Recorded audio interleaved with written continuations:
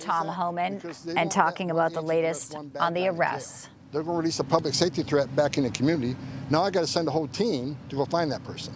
So, you know, we're going to find the bad guy, whether they help us or not. So if they release him in the community, we got to send more people to do that, because we just can't send one officer in the community to find a bad guy, because of officer safety consideration. He has access to who knows what weapons, right? The illegal alien criminal. So we got to send a whole team. Now in New York, he's releasing hundreds of criminals every week, right straight from the precincts. We got to go find them. So we know we have a problem in New York City, and that's why President Trump wants to prioritize sanctuary cities. We know they're releasing public safety threats every day. We don't have that problem in Florida. We don't have that problem in Texas. So those resources can certainly be redeployed. I talked to Kristi Nolan about it. We're going to flood the zone in sanctuary cities. President Trump made it a priority. It's the right thing to do.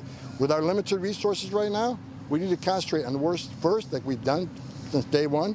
We can continue that, especially in sanctuary cities, but we got no assistance. And do you have a daily quota of arrests you want to make? The assaults on ICE officers will continue to increase? I hope not, and I hope the rhetoric, especially from members of Congress, stops. I've seen members of Congress compare ICE to the Nazis, racists, terrorists.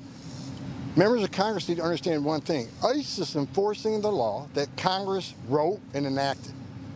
So if ICE agents enforcing immigration law, they call them a racist, what's that make Congress? They wrote the law. Congress, you know, ICE agents aren't making this up.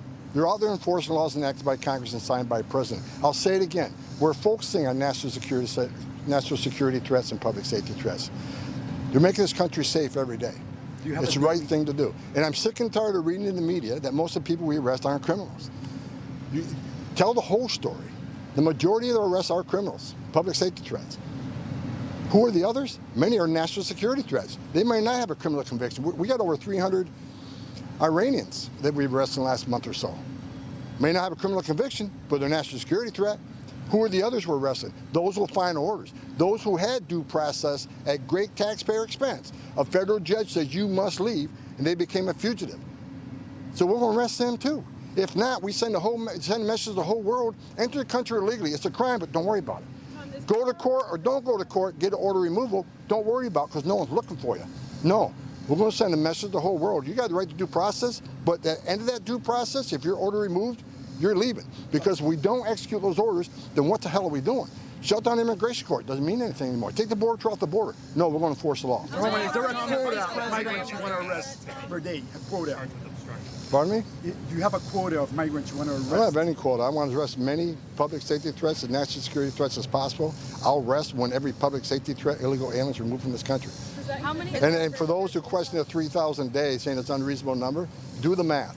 We'd have to arrest 7,000 a day, every day for the remainder of this administration, just to remove those who Biden administration released in the country illegally. Tom, the Vice President is attacking Microsoft for firing Americans while still applying for H-1B visas.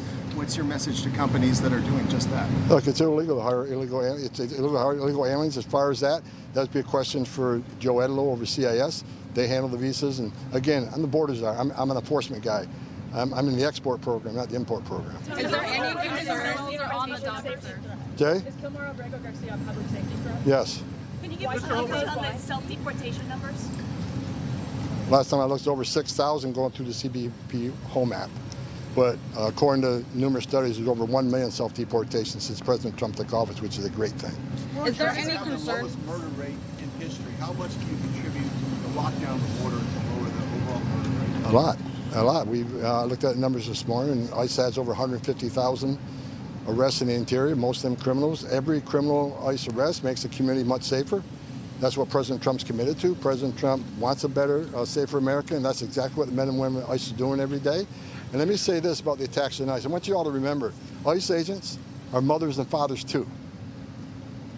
They don't hang their heart on the hook every day they come to work. I'm sick and tired of the attacks on ICE. President Trump's sick and tired of it. You impede an ICE officer, you're going to jail. You throw a stone, you're going to jail. If you interfere with the enforcement, you're going to jail. We're done. We're done playing the game. We're going to enforce the law. We're going to make America safer, and we're going to do it with no apologies. Information. Truth is freedom. Is Newsmax. It's real news for real people.